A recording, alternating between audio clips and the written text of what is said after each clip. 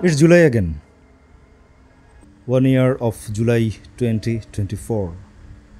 July was a life changing experience for many of us, for the country. It's a unique experience for the world too. In modern time, there was no any civil uprising, a revolution like this, which happened in Bangladesh. So the July Revolution is actually a global incident. Our chief advisor, Dr. Muhammad Yunus, has presented a speech in a ceremony where July 2024 was celebrated for its first anniversary. So let's check out what did our chief advisor said in his speech. বিসমিল্লাহির রহমানির রহিম। Bad audio. উপস্থিত অতিথিবৃন্দ ও সকল দেশবাসীকে আমার সালাম ও শুভেচ্ছা জানাচ্ছি। আসসালামু আলাইকুম। আজ ইতিহাসের এক গৌরবময় ক্ষণ। এক বছর আগে এই জুলাই মাসে আমাদের শিক্ষার্থীরা যে আন্দোলন শুরু করেছিল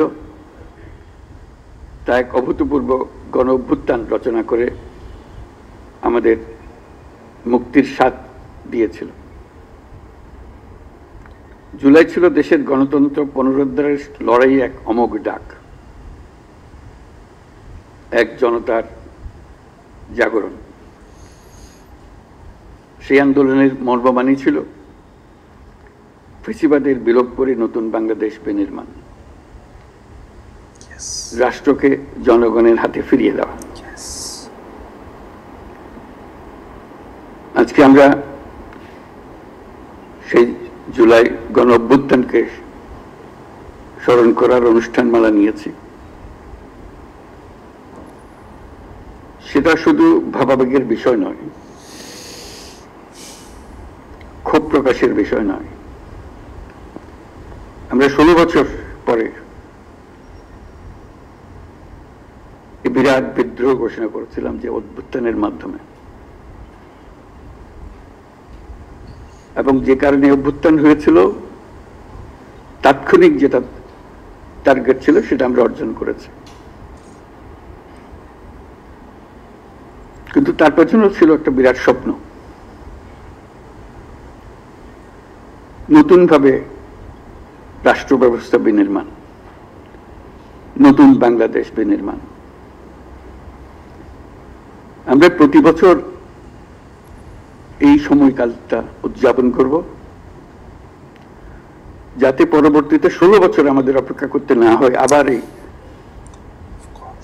অভ্যুত্থান করার জন্য।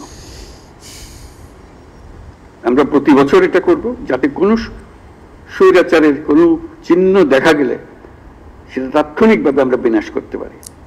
সেটার জন্য এটা অত্যন্ত গুরুত্বপূর্ণ। স্বৈরাচারের প্রথম পাতা মেলার আগেই যেন আমরা তাকে ধরে ফেলতে পারি, 16 বছর যেন আমাদের অপেক্ষা করতে না হয়।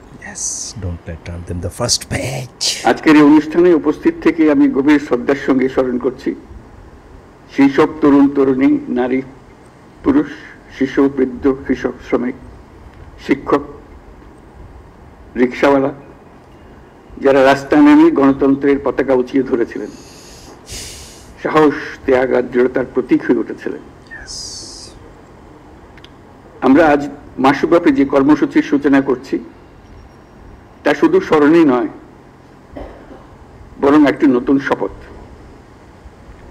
গত বছরের জুলাইয়ে দেশের সকল শ্রেণীর, পেশা ও বয়সের মানুষের মধ্যে যে ঐক্য তৈরি হয়েছিল, আমরা চাই এই জুলাইয়ে সেই ঐক্য আবার সুসংহত হোক। আমাদের এই কর্মসূচির মূল লক্ষ্য জনগণকে গণতান্ত্রিক অধিকার সম্পর্কে সচেতন করা, রাজনৈতিক দায়বদ্ধতার দাবি জানানো এবং রক্তের বিনিময়ে পাওয়া সংস্কারের এই সুযোগকে হারিয়ে না ফেলা। আমাদের সামনের পথ অনেক কঠিন, কিন্তু মস্ত বড় সম্ভাবনাও আছে।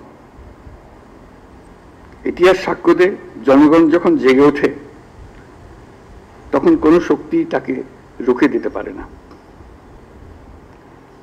সে বিশ্বাস নিয়ে আমি আজ আপনাদের আহ্বান জানাই, আসুন এই জুলাই মাসকে পরিণত করি গণজাগরণের মাস, গণজাগরণের মাসে, ঐক্যের মাসে।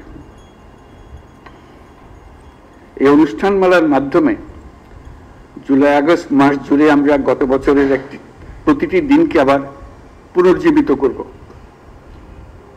যে লক্ষ্যে আমাদের তরুণ ছাত্ররা, জনতা, রিক্সা চালক, শ্রমিক, কিশোররা শহীদ হয়েছিল, আহত হয়েছিল, সেই লক্ষ্য বাস্তবায়নে আমরা আবার নতুন করে শপথ নেব এই অনুষ্ঠানমালার মাধ্যমে, এবং সেটা আমরা প্রতি বছর করব, যাতে স্বৈরাচার আবার কোন রকমের কোথাও মাথাচাড়া দিতে না পারে। জুলাই আগস্টের পুনরুত্থান কর্মসূচি সফল হোক, এর মাধ্যমে আমাদের স্বপ্ন আবার নতুন করে জেগে উঠুক, আমাদের ঐক্য আবারও সর্বমুখী হোক, অটুট হোক, এই হোক আমাদের এই অনুষ্ঠানমালার লক্ষ্য। এই লক্ষ্য সামনে রেখে আমি জাতির পক্ষ থেকে জুলাই গণ অভ্যুত্থান পুনরুত্থান কর্মসূচির উদ্বোধন ঘোষণা করছি।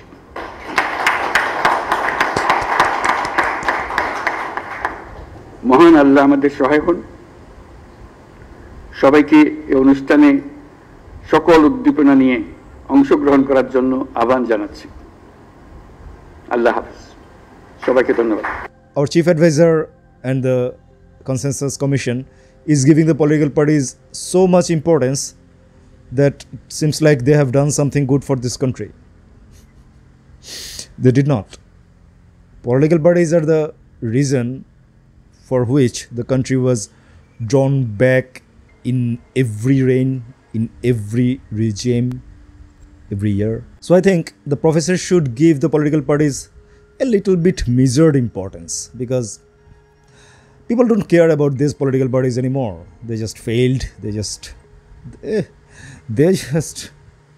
ruined the life of this country's people.